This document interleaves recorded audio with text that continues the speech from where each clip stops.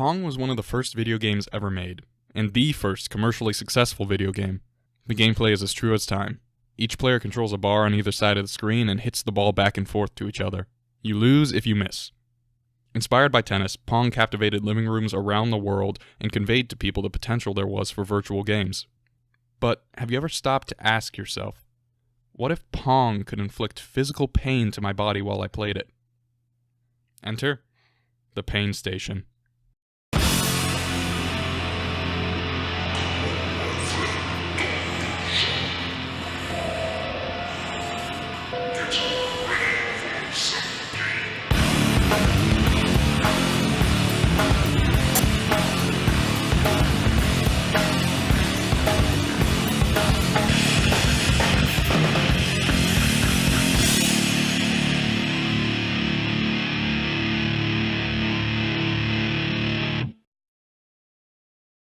The PainStation was an all-in-one video game console developed in 2001 by two students at Germany's Academy of Media Arts Cologne, Tilman Rief and Folter Mau Mau.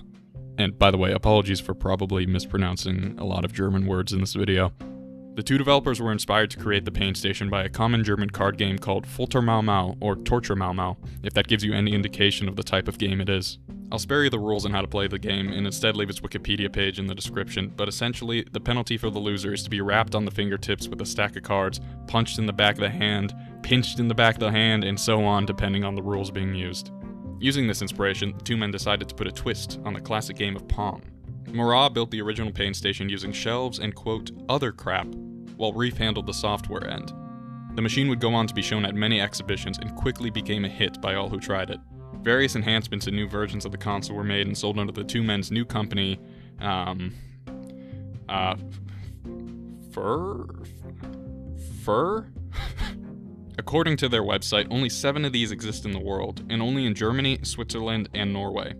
Also, apparently Sony got legally involved at some point because of the name resembling PlayStation, so they changed the name of the console on their website to the artwork formerly known as PainStation. The bottom line is this.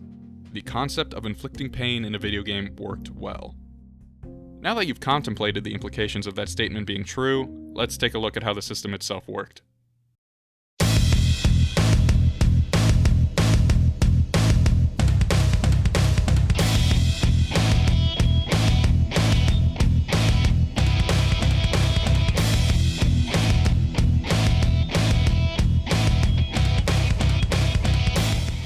Apart from the device's special features, the PainStation is essentially a table with a built-in screen in the center and knobs on either side that two people can use to play a game of Pong against each other.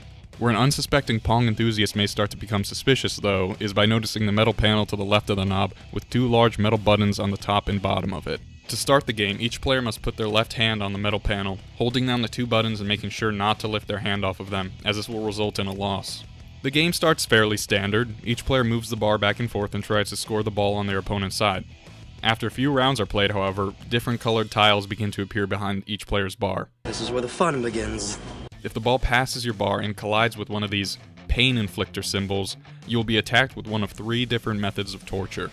Hitting a red symbol will increase the heat of the metal panel, hitting a yellow symbol will send an electric current through the metal panel, and hitting a blue symbol will activate a whip housed in the side of the table that will come out and rapidly whip your hand for a few seconds. On top of this, other bonus symbols will appear on the screen that, if collected, will add a brief twist to the gameplay, like multiplied pain, multi-balls, shrunk bars, and reverse directions. Special conditions like close combat may also happen, which bring both players' bars closer to the center of the screen, making things much faster and much harder. Pain levels can be adjusted and tuned depending on your inclination towards masochism that day.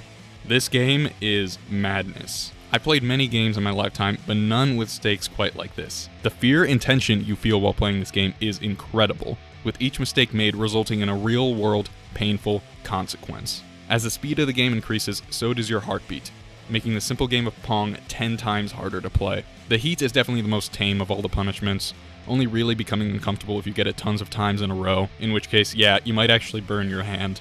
If you're going to get one of these punishments though, and don't plan on playing for too many rounds, this is the one that you should hope for. The other 2 punishments are the ones to be immediately scared of. The shock was my least favorite. My friends could handle it better than I could, but For me, it was just a reflex to pull my hand off the panel as fast as I could once it started shocking me. It's kind of like a worse version of those fake packs of gum that kids would bring to school to try to trick you. Even though the pain isn't too extremely bad, this one just causes me to instantly lose. The whip is probably the one that hurts the most though. This little piece of rubber does not play around. It doesn't really cause your hand to reflexively pull back as much as the shock, but it will cause you to make the rationalized decision to take your hand off the panel due to the large amounts of pain. The back of your hand is going to be very red after a few goes, and very possibly bruised if you play for long enough. In fact, I'm about to show you some pictures of people's hands after playing the game for a while. If you're squeamish at the sight of blood, you may want to look away.